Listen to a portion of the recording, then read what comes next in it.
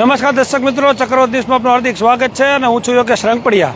આજે ચક્રવાત ન્યૂઝ દ્વારા સવારે 11 વાગ્યાની આસપાસ રવા પરથી જે ગુંડળા જતો રોડ છે તે ખૂબ ખરાબ હાલતમાં છે એ પ્રકારનો વિડીયો મીડિયામાં અને સોશિયલ મીડિયામાં ચક્રવાત ન્યૂઝે અપલોડ કર્યો હતો।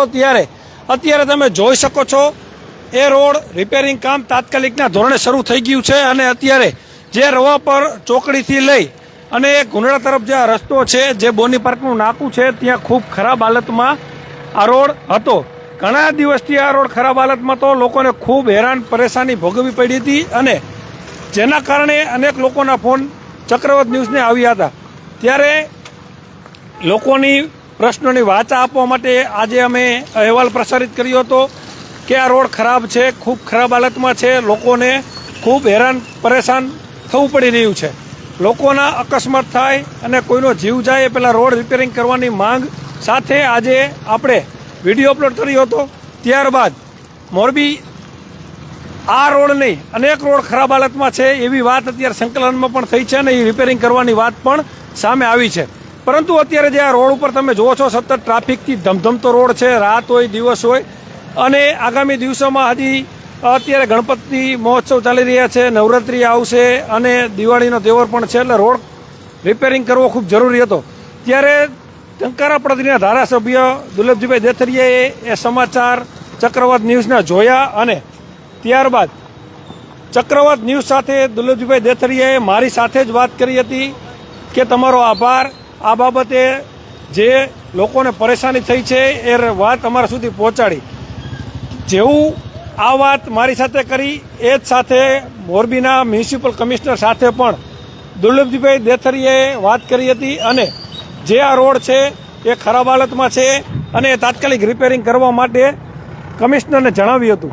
ત્યારબાદ એ દુર્લભજીભાઈ દેથરિયાએ જે વાત કરી અને અત્યારે એ વાત અનુસાર આજે સાંજ સુધીમાં રોડ કરવાની વાત હતી, અત્યારે 4:30 વાગ્યા છે અને રોડ રિપેર થઈ ગયો છે। અત્યારે મોટા મોટા કાંકરા અત્યારે નાખવામાં આવ્યા છે, એ થોડા જ સમયમાં બેસી જશે અને હવે ચોમાસું પણ વિદાય તરફ છે।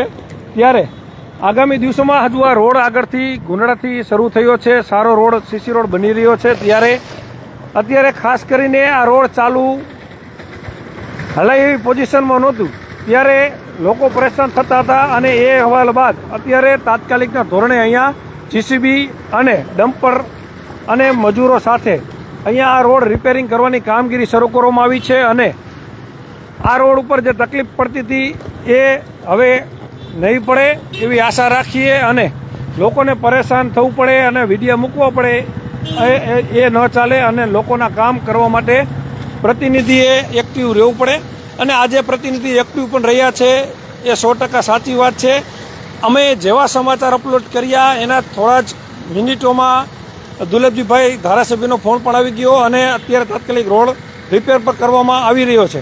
તો આવા ઘણા બધા હજી મોરબીમાં પ્રશ્નો છે, ટંકારા પડદરી વિસ્તારમાં છે, લોકો હેરાન થઈ રહ્યા છે। નગરપાલિકા મહાનગરપાલિકાના જે કામ છે એ ઘણી બધી જગ્યાએ હજી કાન આંબળવા પડે છે, પરંતુ એ ન આંબળવા પડે એવી આશા આપણે રાખીએ। ત્યારે એક વાહન ચાલક હતા, એ પસાર થઈ રહ્યા હતા, આપણે એમની સાથે પણ વાત કરીશું।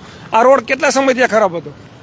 રોડ જાજા ટાઈમથી ખરાબ છે, વરસાદ ચાલુ થયો ત્યારનો હવે ખાડા ખબરા થઈ ગયા છે, કોઈ ધ્યાન દોરતું નહોતું, પણ ચક્રવાત ન્યૂઝે ધ્યાન દોર્યું આજે સવારે અને અત્યારે કામ ચાલુ થઈ ગયું છે। તંત્ર અને નેતાએ ઓફિસ બહાર નીકળવું પડે કે ક્યાં શું તકલીફ છે એ, બાકી ન્યૂઝવાળા તમને જગાડે અને તમે જાગો, ઓફિસ બહાર નીકળો। ખાસ કરીને આજે જે રિપેરિંગ કામ છે એ શરૂ કરવામાં આવ્યું છે અને એ ખાસ સારી વાત છે।